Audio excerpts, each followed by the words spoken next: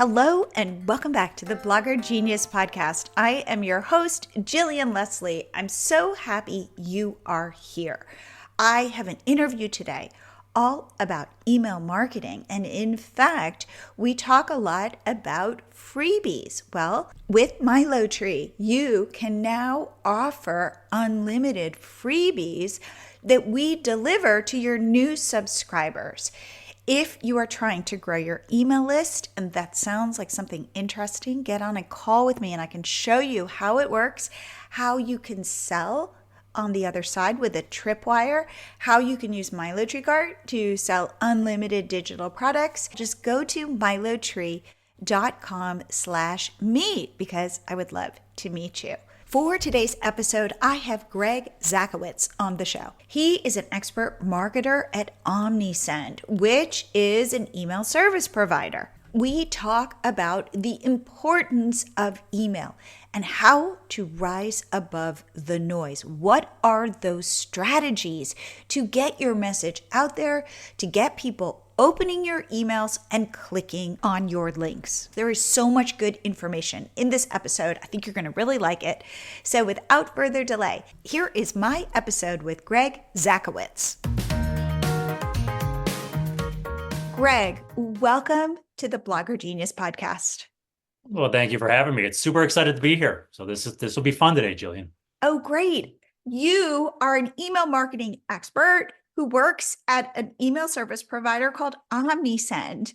But I know nothing about your background. Could you share how you got started with OmniSend in email marketing and kind of where you are today? Sure. So I just told you off camera that I love to talk and I will go on tangent and tell the longest stories in the world. So I'll try to give you the 10,000 foot view here. I've been in email for 18 years now, Wow. approaching 19, which is crazy to think about. How I got into it, half luck, mostly happenstance. So I was switching from a career in radio broadcasting into marketing, which was my second major in college.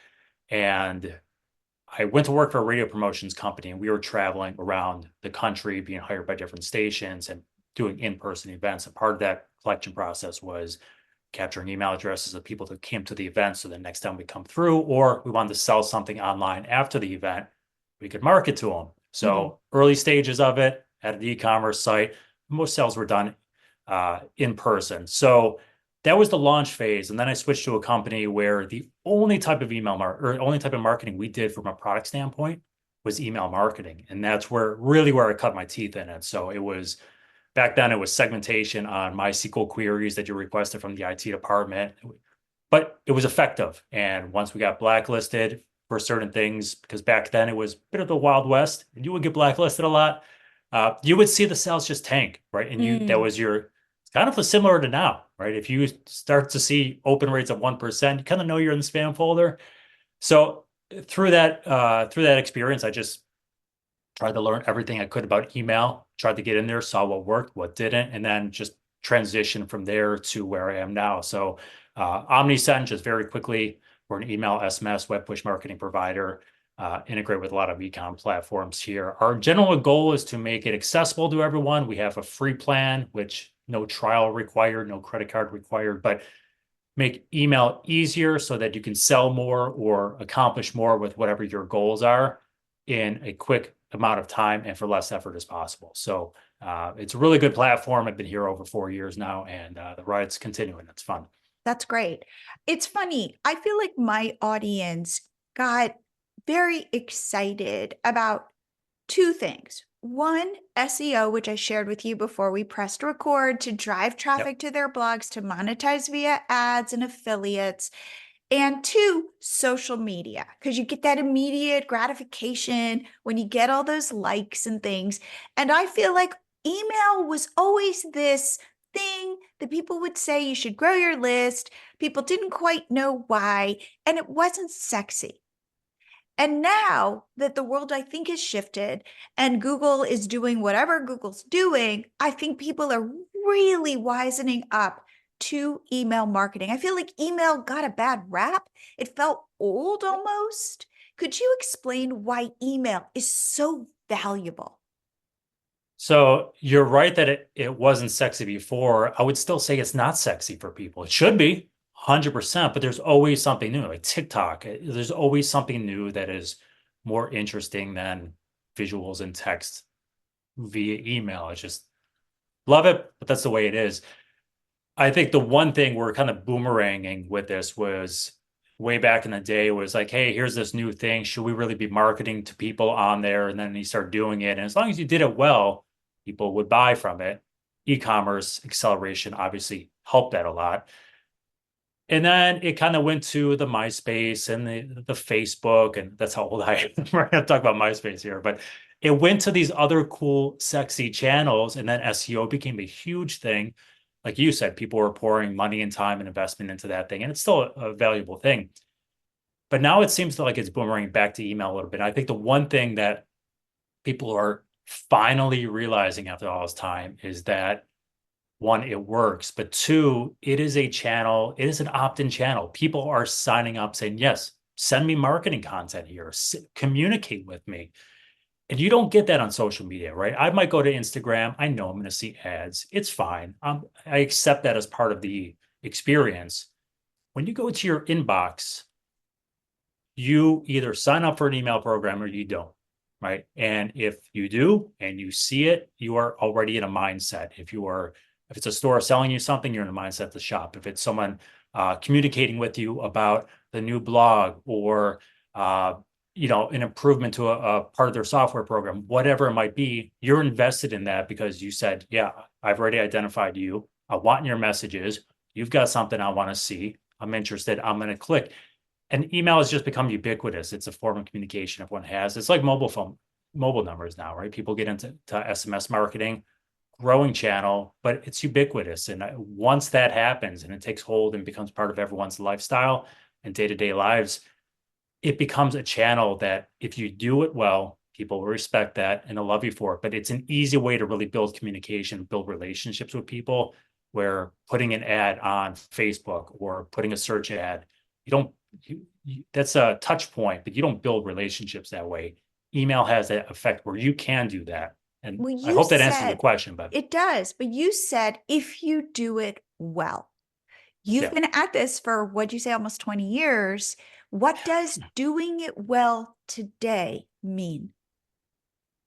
That's a really great question because it would mean a lot of different things for a lot of different companies or whatever services you're offering or whatever product you might be advertising there. I think what it boils down to at the end of the day is, are you sending relevant messages to the right people? And that, we talk about segmentation. I always tell people segmentation could be as hard as you want it to be, and it could be complex, or it could be as simple as you want it to be. And if you are publishing, say, 2 blog posts a week and you're sending 6 emails a week, I'm not saying you're not doing it well, but you're probably overdoing it at that point, right? You might want to send a couple there.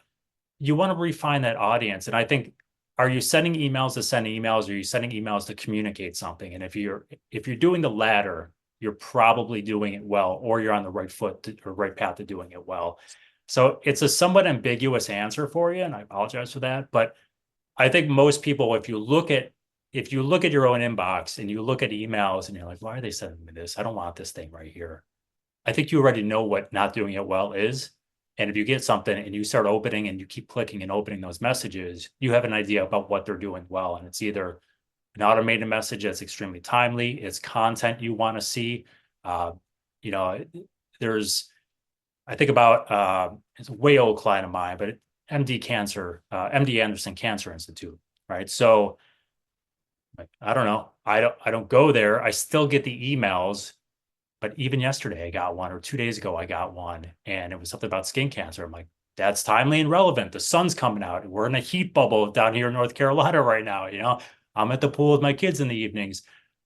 It's relevant content. I might not be opening all of them, but they're doing it well. They're providing me content that is going to be helpful for me. And it's again, a long answer for you, but hopefully some of it's gut feel, but Mm, some you kind of know when you're not doing it well. interesting. So, a lot of people in my audience are solopreneurs. And something I keep saying is AI, it's not coming, it's here.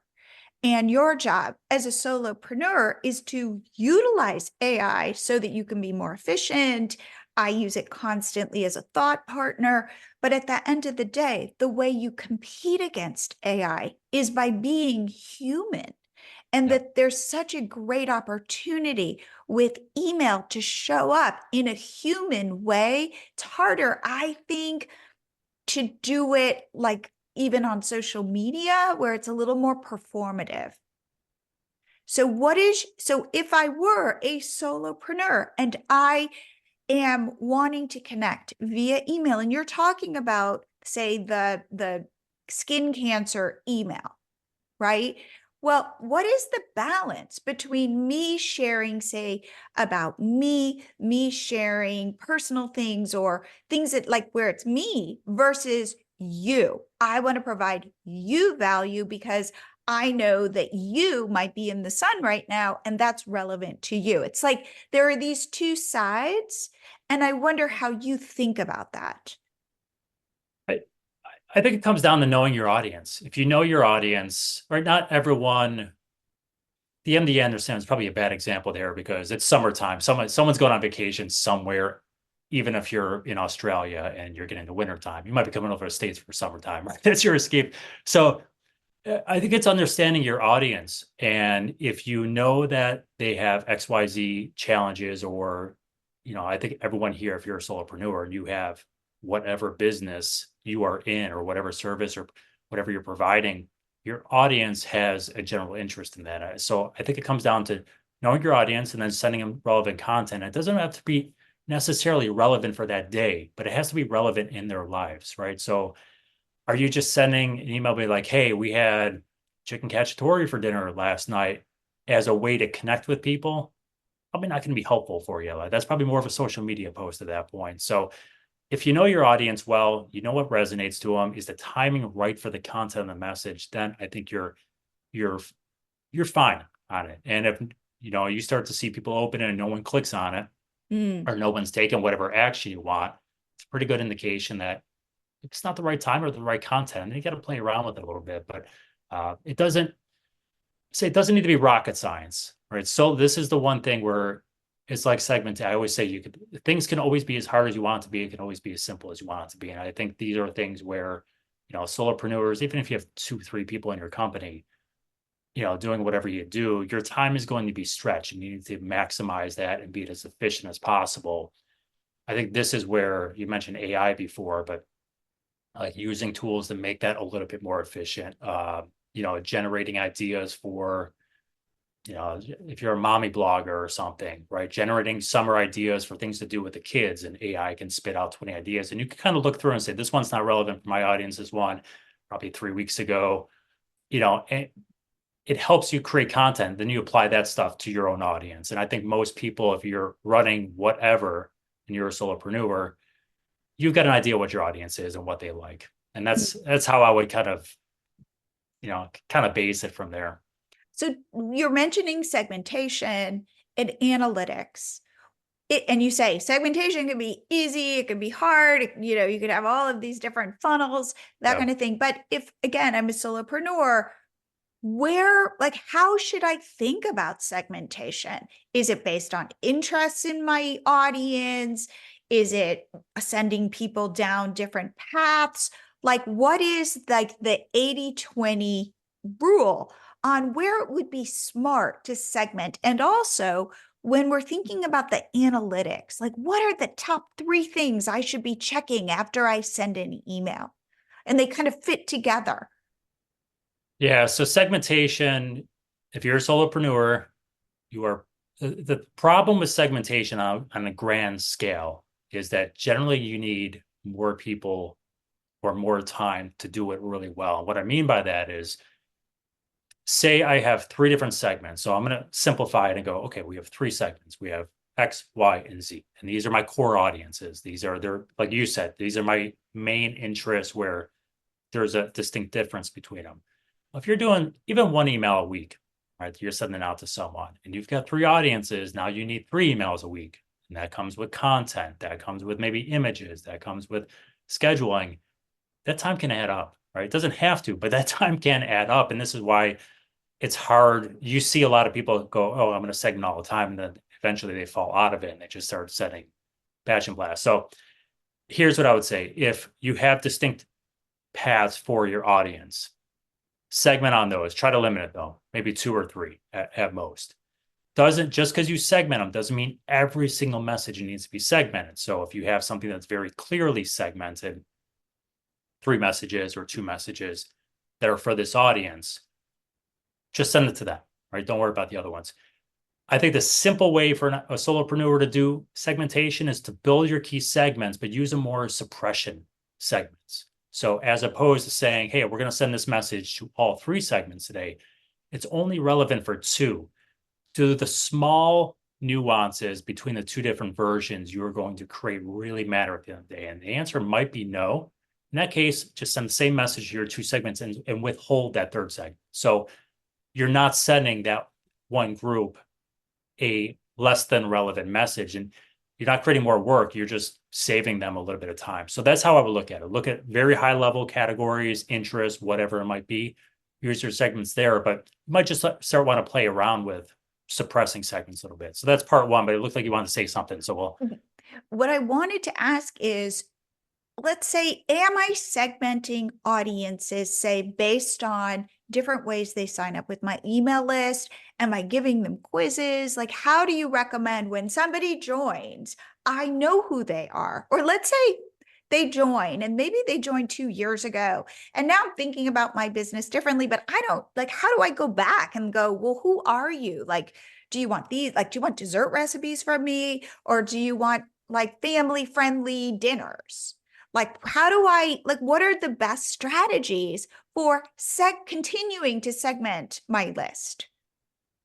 Yeah. So this kind of comes in twofold. We'll start at the forward and we'll kind of work our way back here. So the easy way to do this up front is one, tag. If you have a pop-up coming up and you're promising something, right, and it's very clear, at that point you can just have some sort of tag on that pop-up form that says, it's a cookbook. So, you have a cookbook tag, and then you can use that tag as a segment filter later. Say, give me one who signed up has a cookbook interest. You can also do it based on just asking them, right? If you have three or four simple things, you can either have on a pop-up a field that either has check boxes, or if there's a one and only option, have them, the drop down to check it there. The third way is really you can do a managed preference campaign. So you have a preference form, have people update those preferences. You can send that out to your audience, say, hey, we're trying to make sure you get the most relevant information possible. Can you take 30 seconds and fill out your interest there? I would always say the one caveat with that is most people will not fill those out. So you get some answers, you're not going to get most. You just have to, which is okay. You have more than you did before. Just know it going in that you're not going to get 100% of your audience. If you do, write me a message. I want to learn from you, but you're not going to get them. You're not going to get them all to fill that out. So it's going to be a slow build here. The thing retroactively, what you can do, it's going to be a little bit of patience, but you can look at, hey, if you're recording, I say transaction, that transaction could be anything. It could be downloading something, it could be clicking whatever that individual person deems to be a transaction. Look to see what those are for some of your past recipients too. So give me anyone who, converted on cookbooks or converted on, childhood skin, like infant skincare or whatever, Mhm. right? And then you can just build the segments that way. A lot of time actions will speak louder than interest, if that makes sense. Mhm. But I would simplify it as much as possible. Right. It's Uh, yeah. it's funny because, like, honestly, like, the best strategy that I have used is I will ask my audience one question, like, are you interested in? And I will literally in text write A, this, B, this. And I say, just reply with A or B. Now at the end, do I have to go back and tag them or whatever? Yes. But I have found that the easier, the less high tech it is, the better response I get. So by the way, I love that example. So I'm gonna build on that. So love the example. Wasn't even thinking about it. So I do get emails. I get fewer of them now than I used to, but I used to have a client years ago that I'm like, hey, you might want to try this. It's exactly that. So they'll have, say it's a very simplified email, maybe there's a graphic or something, and they'll have a button or some sort of text underneath it. Was this email relevant? And there's a yes, no. And you can set up an automation that says, if they click no, remove them from or remove this tag. If they clicked yes, add this tag, right? And then you let them self-segment Yeah. themselves. Your point of you could just frame that a different way. You put questions in the email and you do the exact same automated setup that just says, hey, if they clicked on A, tag them this. If they clicked on B, tag them this, right? So I love the example because you threw something in my mind that I wasn't thinking of right away, but it's 100% a good way to do it. Well, what I think you are saying is keep looking for the easy ways. I am the Yes. big, like, it's kind of my, what directs me is this idea. This is our whole philosophy for building out MiloTree Cart, our pop-up, MiloTree leads is software you use is always better than software you don't use, even if the software you don't use is more robust. So we live with that. In fact, I was on a call yesterday with a woman who has all of this, all of these cart software, whatever. And she bought my MiloTree cart to kind of test it out because we offer like 30 days. And and I think that when she first bought it, she was a little like, oh, I'm a little more advanced than this. And then we got on a call so I could talk to her about her experience. And I could see the wheels turning where she said, I could use it for this, and I could use it for this, and I could use it for this. And even though she's like, can I move around the modules on the sales page? And I go, no. And she said, okay, can I ask me other questions? And I go, no, because I want it to be so simple. And I don't think those kinds of things move the needle. What does move the needle is doing it, putting your product out there. So I want it, it's funny because our thing is like we zig when other people zag. Other people add tons of features and try to sell those features. And I sell the message, go sell, go do it. So it's just that is my MO. So when I hear anybody else say that, that always like lights me up because I know too many people who are held back because they want to do it right and it's complicated and they don't want to watch the YouTube videos. So they end up doing nothing. But if you think about it, so you're a perfect example of following consumer behavior, right? Consumers, you identify something and you go, you know what? We could probably use this here. What do consumers want from that? And you build it. And to your point, you don't overly complicate those things, right? And people, you said you could see the wheels turn, you could see the wheels turning. Like, aha, it's that aha moment there. I think good software and shameless plug to OmniSign, but we do this. But if you think about the grand scheme of things, we try to make the platform as simple to use. Of course, like everything else, it could be complicated based on what you want to do, but that's a sophistication level. You think about WYSIWYG, drag and drop builders, whether it's a form or an email or a workflow automation template. The more you can simplify something for someone, but give them the options to be creative if they want to, the more you simplify it, the more they like it, right? And I think it doesn't have to be with email. That can be with, the way your website looks. It could be the way you message to people. It could be how complex and long your emails are versus sometimes short and sweet works best, So, I think people want things to be done simply. They want to be communicated with simply, and it can go from software to a text message, right? And I think that's the crux of it there. So you hit on something really well. So here's the thing. Let's go through some basics about email. If I say to you, and I get it, like it is all about my audience and what they want from me, but your instinct off the top of your head, short Yep. emails, long emails. I like short ones How myself. short? This changes. You ask me 6 months from now, I might change my mind. So I am generally a proponent of main, clear, visible, short section up top. It could be a hero graphic. If it's text, fine. Keep the text short and sweet. Give me a section underneath that with a clear heading, and it could be anything from recommended products to recommended blogs to what's new. Something there, big, buttons, icons, whatever I can click on where I know exactly what I'm clicking into it.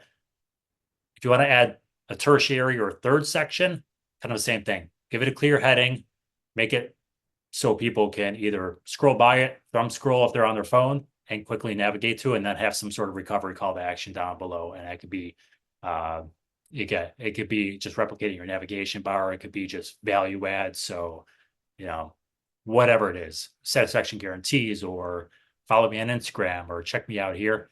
So, kind of three sections based on what you're communicating. Like, I'm good with just one image in an email, and you tell me what that is if it makes sense for you. I think most of your audience is probably going to be at least two sections, because you're going to have more to communicate there. Maybe you have a recap of different blog articles or something that came out, but I'm three sections or less, and don't overcrowd those sections. Maybe 2 to 4 icons, buttons, images, whatever you want to use there in each section, and you're done. Okay. Emojis. Love them. Love them. Will not cause spam folder issues. Do not worry about it. You can put, this is controversial, even in-house, but we've been doing testing on this for 10 years. You could put 8 smiley faces, exclamation points in a row. You're good. As long as you have all your other deliverability things set up, you're sending the right way. You're not going to mark as spam all the time. Love emojis. What I love about them is you see them. If you're on your laptop and you're scrolling through your Gmail or whatever, they add color. Not everyone's using them, so your eyes automatically go to them. If you're on your phone, use them, right? It's got to be shorter and sweeter with the subject line. But again, it puts color where there's normally a lot of black and white. Love emojis. You know how important it is to grow your email subscribers using freebies. However, creating a freebie might not be that intuitive for you. So get my freebie, where I'm sharing 3 AI prompts. This is all you need to create an irresistible cheat sheet freebie to offer your audience. And you can create this in under 10 minutes. To grab this, go to MiloTree.com/freebie prompts. That's it.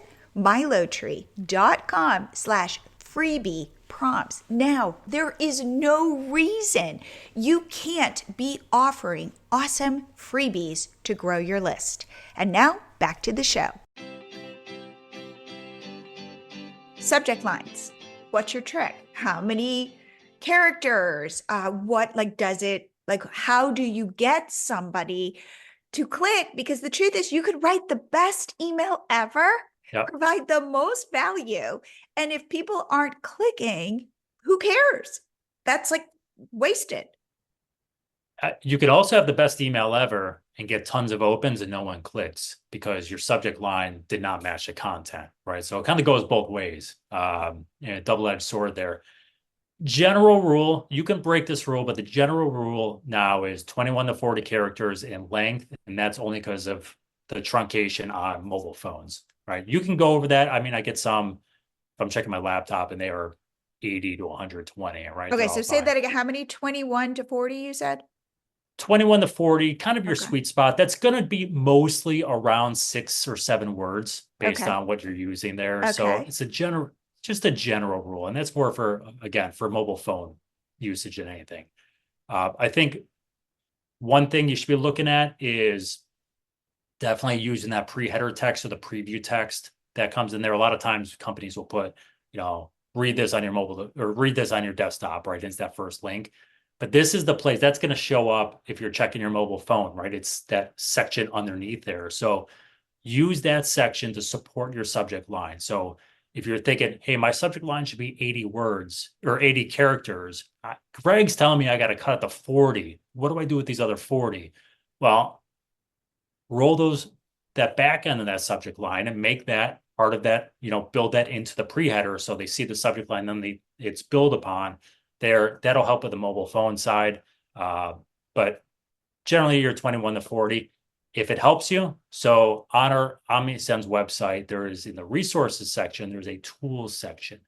There is a subject line checker there. It's free. You don't have to sign up. You can just go plug a subject line and it'll kind of grade you based on word count, Ooh, character that's length. good. Okay, I'll put a link to that in the show Yeah. notes.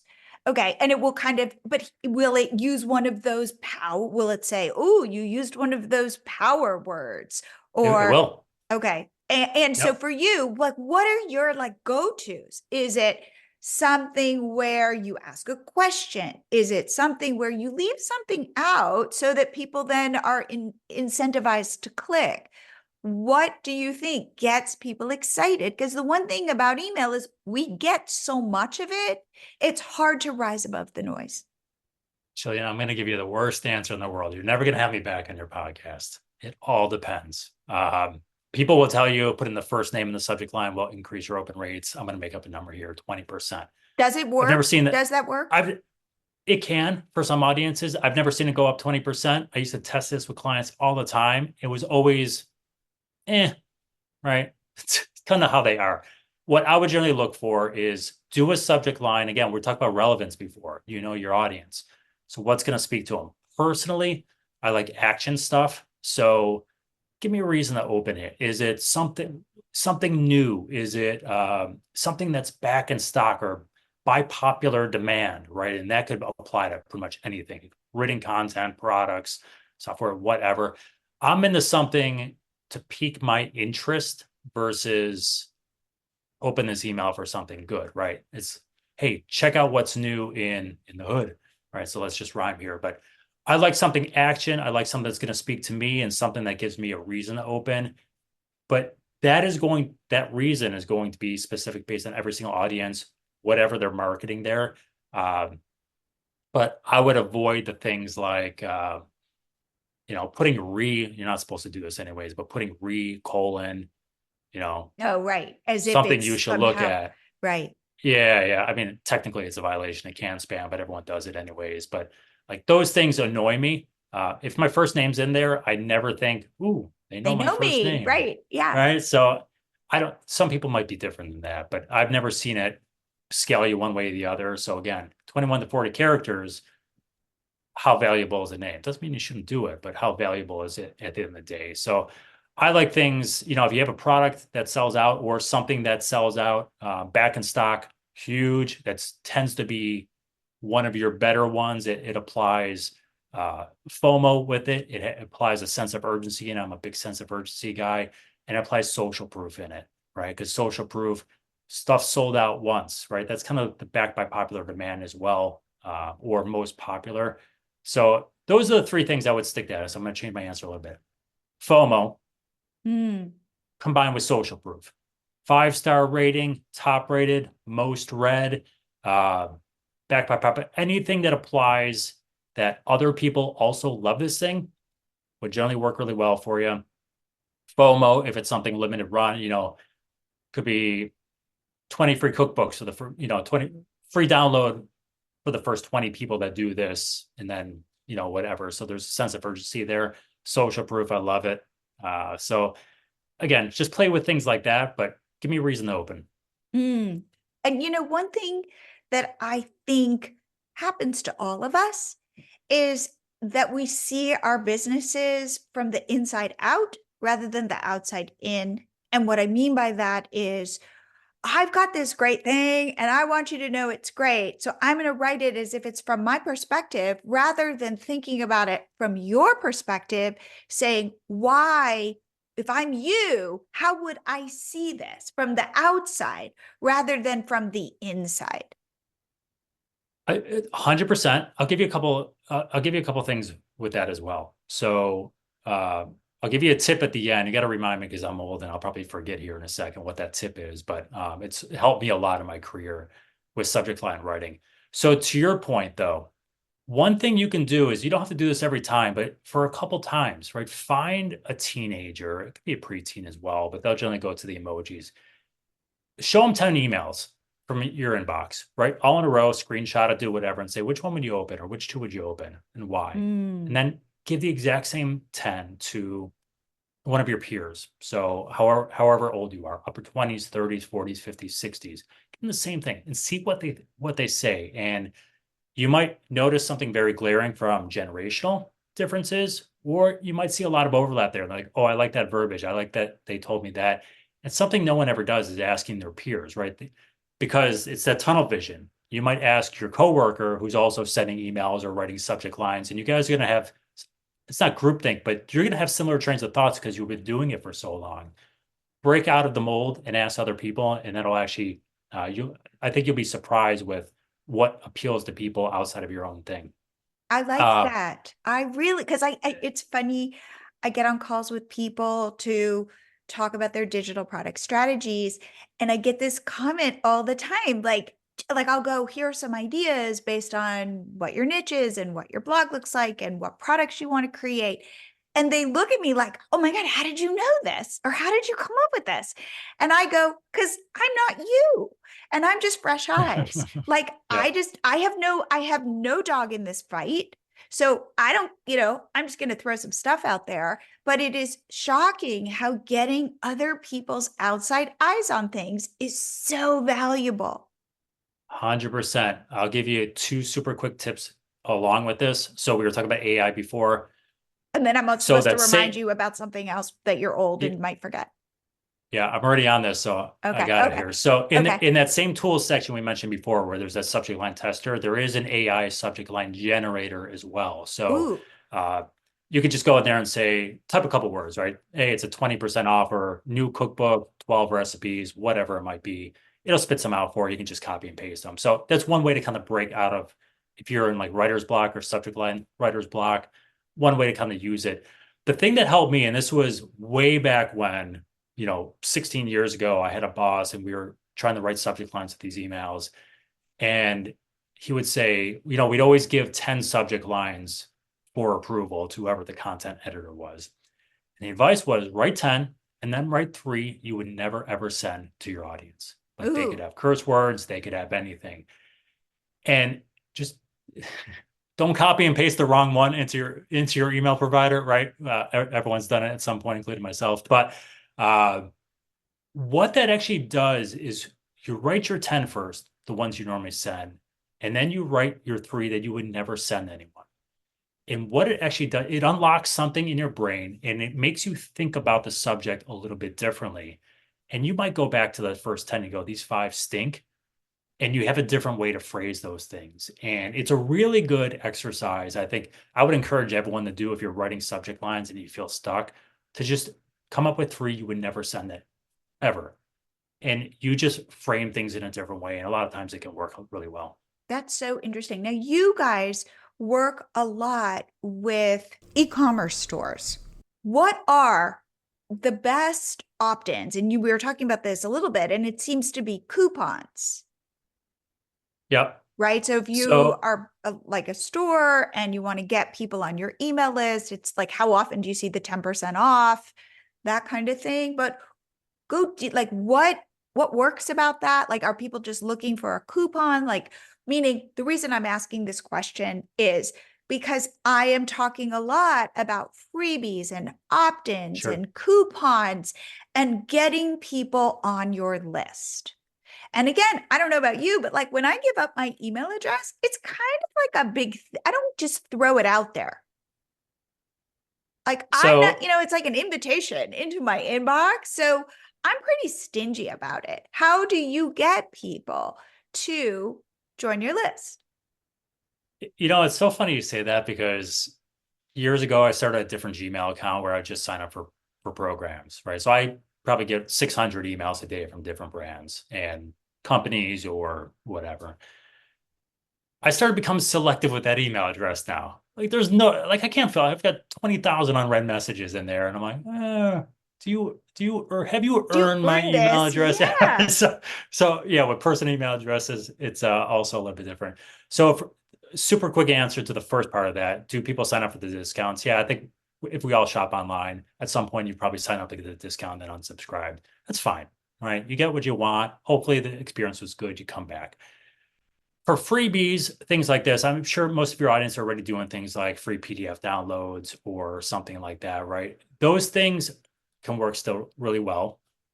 I would say just simplify those. I think the one thing people, whether it's subject lines, email content, gated content, if you're B2B world, whatever it might be, have a little more white space. Don't overcrowd the whatever you're having in there, whether it's a PDF or something, just make it more digestible, maybe shareable. Other things you can do though I always talk about email programs. You want to build exclusivity for your email programs. You want to, if you're collecting SMS or mobile numbers, you want to build exclusivity for your mobile numbers, right? It's an opt-in channel. Make them feel special. Mm. Why should I get your emails? And things you can maybe do there is if you have occasional giveaways, maybe you make that open to your email and SMS subscribers a day before everyone else. Mm. And that becomes the value. Hey, sign up for early access to XYZ, whatever we have. Maybe it's early access to, new blog content, or every month we'll put our new email subscribers into a raffle, right? So, and one person wins. So you're not giving away, say, a download or something for every single person, but once a month, you're giving it away to someone who is a new Mm. subscriber, right? And that's kind of the incentive at that point. So I think you could be as creative as you want. You know, a nice thing to do, it's not apples to apples because it is retail, but luxury brands do not discount. And that is always the challenge, right? You talk to, I used to do consulting, and you would get a luxury brand, and a lot of consultants would just say, well, you should just discount here, give them 10% off or whatever. Luxury brands will go, we can't discount. We don't devalue our product. Sign up for a couple of email programs from luxury brands and look at how they're marketing, because they're not offering discounts. Their subject line's got to get you to open. Their advertising needs to get you to click, and then you got to pay a full price for something. And generally it's higher income, right? So I think it's a really good way to kind of look at that and see what they're offering. Sometimes they'll offer, um, you know, if they have a brick and mortar exclusive tour of a store or something, but it could be an online, a 30-minute online gap session or something like that. Or, Mm. hey, we're going to do a monthly focus group with some of our loyal email subscribers where we're going to cover what topics are on your mind. Tell us the topics you want to hear about. It's a good way to kind of get product info or whatever info you're looking at, content info, uh, directly from your audience. But those people are going to tend to be more engaged with you. So after you get off that call or whatever communication that is, where they're giving you feedback, they're going to feel more connected, and ask them to share on social, and take pictures of the Zoom call or whatever and put that on social. So there's a lot of things you could do just from a free standpoint that doesn't have to be a direct download. Think about experiences, even though you're virtual. Think about getting feedback, and think about early access to different things that you can provide early access for. I'd say sweepstakes or giveaways are generally fine, like raffles. Generally, you would tend to get a lower quality list from that standpoint. If you're giving something away, make sure it's going to be something of value that ties into your core offering. So what I mean by that is, if you give away an iPad, anyone and their mother might be interested in an iPad, right? But that's well beyond your core audience. So think about giving away something that is relevant to your core audience that's going to get you a better subscriber file. What I like that you're saying, and I guess I do this, but now that you're saying it, it's like, oh, I think about our early customers as our VIPs. And I really That's a try to great way to treat do them it. as such. They email me, I email them immediately back. I know who they are. I feel a personal connection.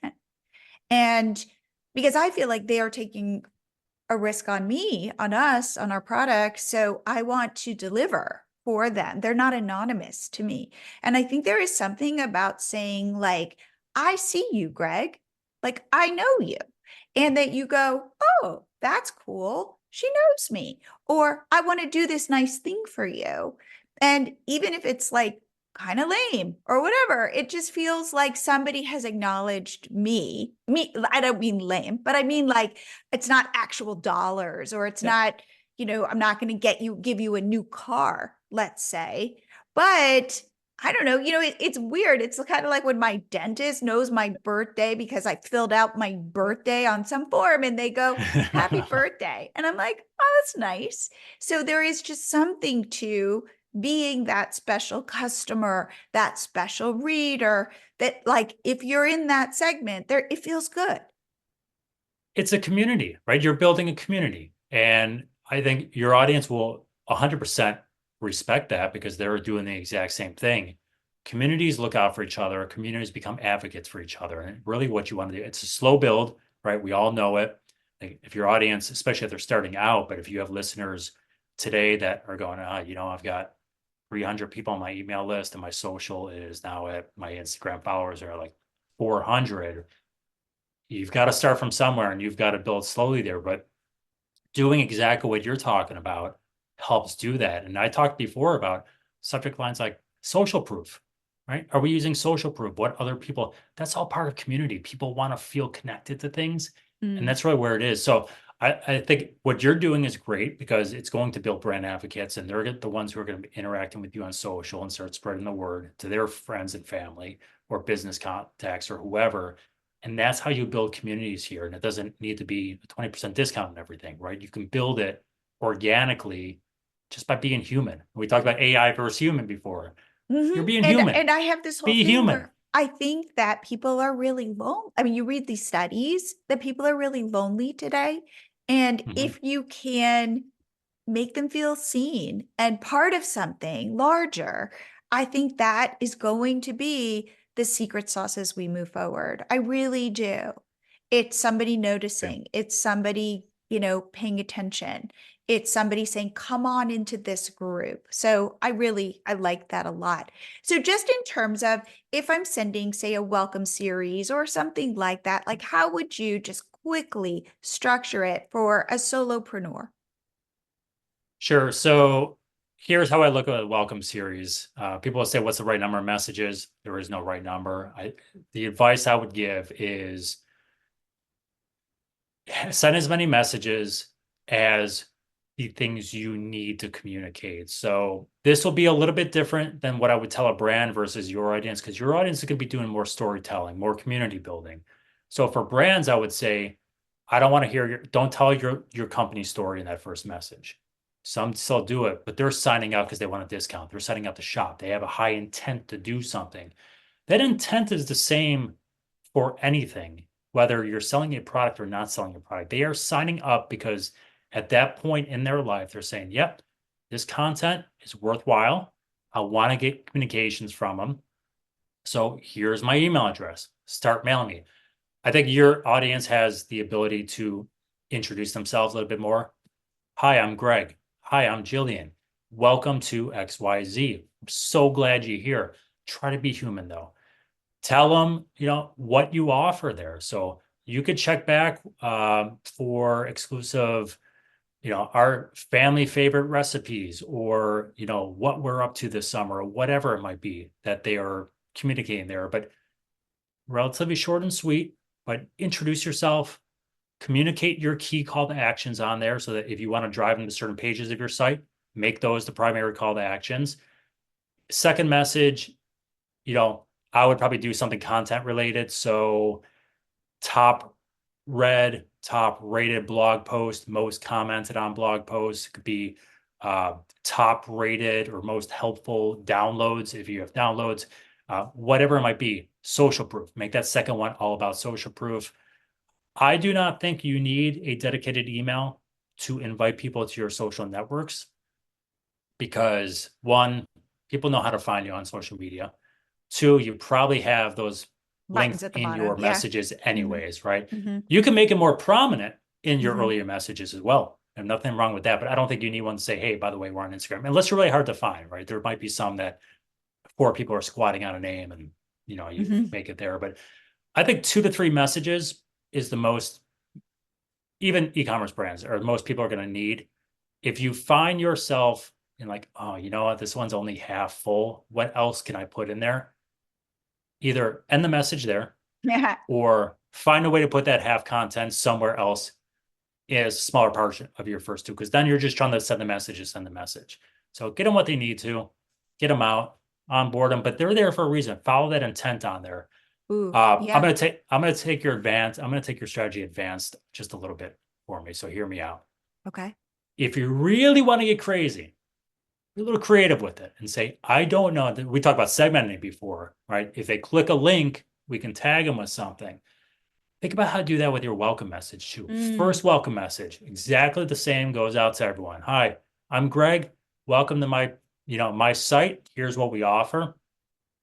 Set up you can have an automation that says, hey, if they clicked on, say we've got 3 main categories, right? It could be, let's say you're selling services. So SEO, content writing, and I don't know, marketing.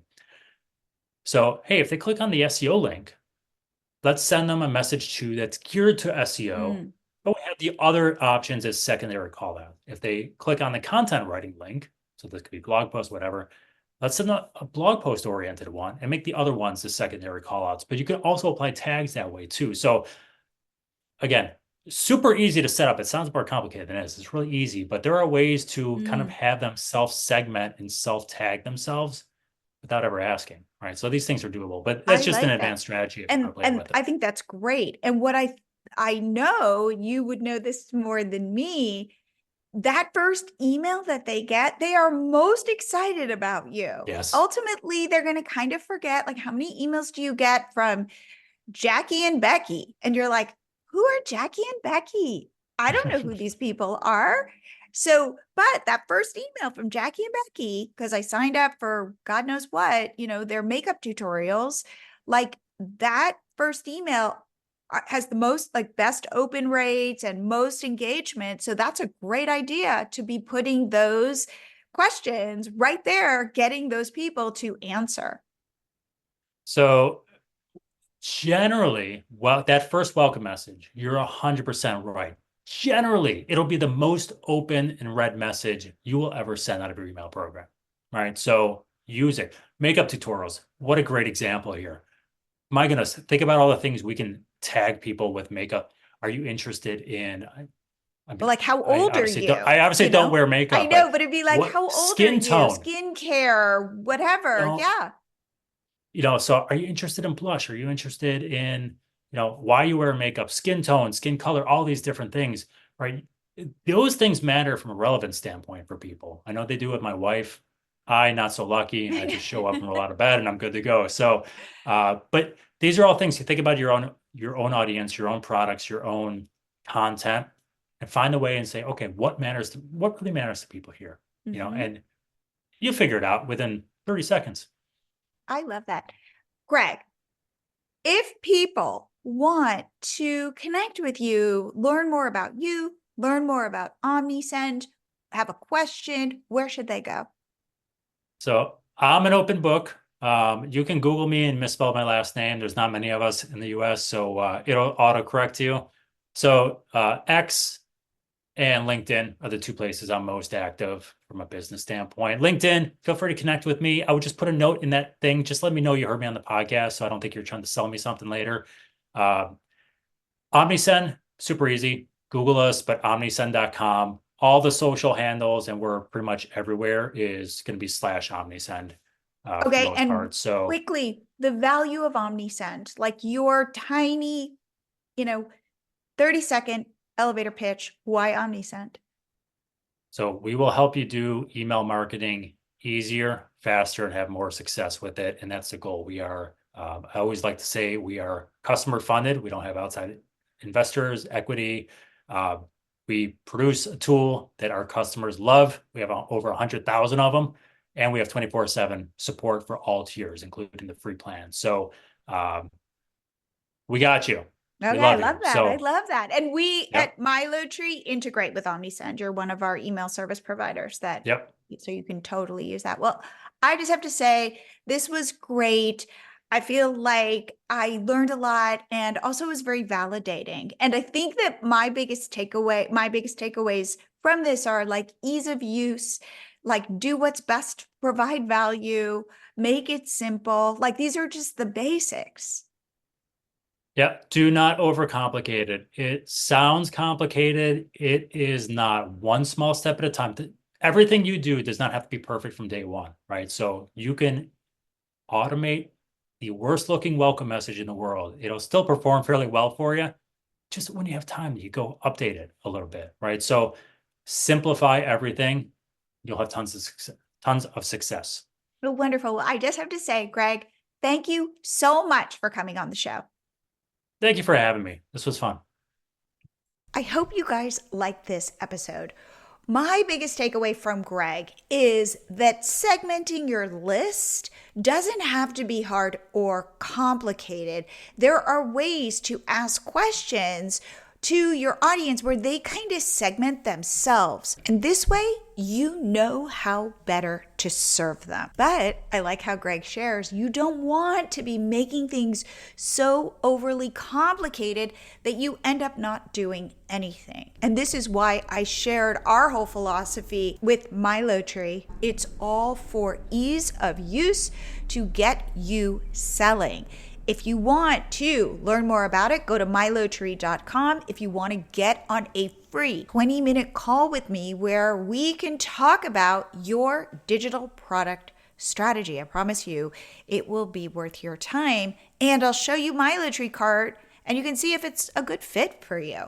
So again, to do this, go to milotree.com/meet because I'd love to meet you. And if you have a friend who you think would like this episode, please share it. Please subscribe to the Blogger Genius podcast. And if you're liking the show, give it 5 stars on iTunes. I would be so appreciative. And I will see you here again next week.